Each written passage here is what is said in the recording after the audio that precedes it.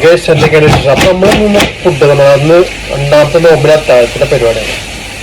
അപ്പൊ കുറച്ചിപ്പോ എനിക്ക് നാട്ടിൽ നിന്ന് കുറച്ച് ബീഫ് കൊടുക്കുന്നുണ്ട് നമ്മളെ ഫുഡ്.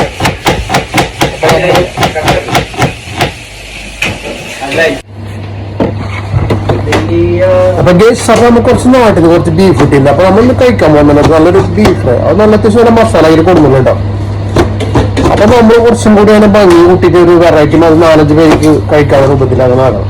ഓക്കെ, അപ്പൊ ആദ്യം നമ്മൾ കുറച്ച് സവാള ഇതേപോലെ പൊന്നുപോലെ അരിഞ്ഞിട്ടുണ്ട്. അപ്പൊ നാട്ടിലത്തെ പത്തിനും ബീഫും കഴിഞ്ഞാൽ നമ്മൾ നാട്ടില് ഇപ്രാവശ്യം നമ്മൾ നാട്ടില്ല. എന്ത് ചെയ്യും എല്ലാരും ചെയ്യണേ അതല്ല. അപ്പൊ നമ്മൾ കുറച്ച് ബീഫ് കിട്ടില്ല, പത്തിനും കടിക്കുന്നത്. അപ്പൊ അതാണ് നമ്മുടെ ഇന്നത്തെ വീഡിയോ. ഓക്കെ, ബീഫ് റെഡിയാക്കാണ്ട് ആദ്യം കുറച്ച് എണ്ണ വെച്ചിട്ട് നമ്മൾ ഒരു സവാള ഉണ്ടല്ലോ ഇട്ടെടുക്കുക.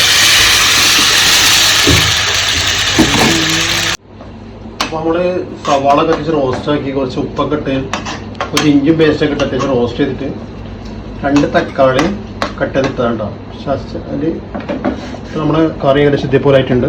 ഇതിൽ നമ്മൾ കുറച്ച് വീഡിയോ എടുക്കാൻ മറന്നുപോയി. ഇതിൽ നമ്മൾ കുറച്ച് കുരുമുളക് പൊടി, മല്ലിപ്പൊടി, മഞ്ഞൾപ്പൊടി ചേർത്തിട്ട് കുറച്ച് പച്ചമുളകും മസാല. അതാണ് നമ്മുടെ കോഴിക്കോട് കൊണ്ട് ബീഫായിട്ട് നല്ല വെറൈറ്റി സാധനം. ഇത് അങ്ങനെ കഴിക്കാത്ത ടേസ്റ്റ് ആട്ടോ. കോഴിക്കോട്ടൊരു സംഭവം എന്തായാലും കൊടുത്തിട്ട് എല്ലാം പ്രതിഫലം കൊടുക്കട്ടെ. സെറ്റ് സാധനം എന്തായാലും വേണ്ടല്ലോ. അപ്പോൾ സെറ്റ് ഗേസ്. അപ്പോൾ നമ്മൾ ബീഫ് റെഡി ആയിട്ടുണ്ട്. കണ്ടില്ല,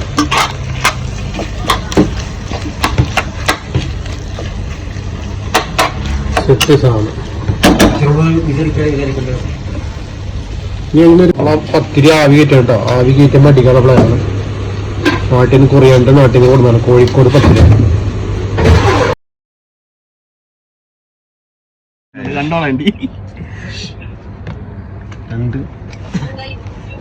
ഞാൻ തിന്നിട്ട് വിളിക്കുന്ന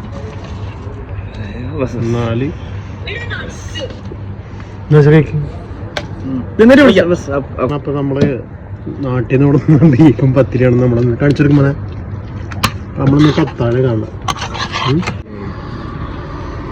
ആരും പിടിക്കൂലോ നാട്ടിൽ നടന്ന ബീഫും ചെമ്മീൻ റൈസ്, അണ്ടാ ബുർജി. ഓക്കെ, ഇത് കിട്ടണം, ഇത് കിട്ടണം. പാറുബായ് ശരിയാവുന്നേ. ഇതൊക്കെ എന്ത് എല്ലാം ശരിയാവും. എൻ്റെ ആഗ്രഹങ്ങൾ എൻ്റെ ഒക്കെ ശരിയാവും. ഇത് കഴിക്കട്ടെ. ബിസ്മില്ലാഹിർ റഹ്മാനിർ റഹീം. സെറ്റ് സാധനം കണ്ടില്ല.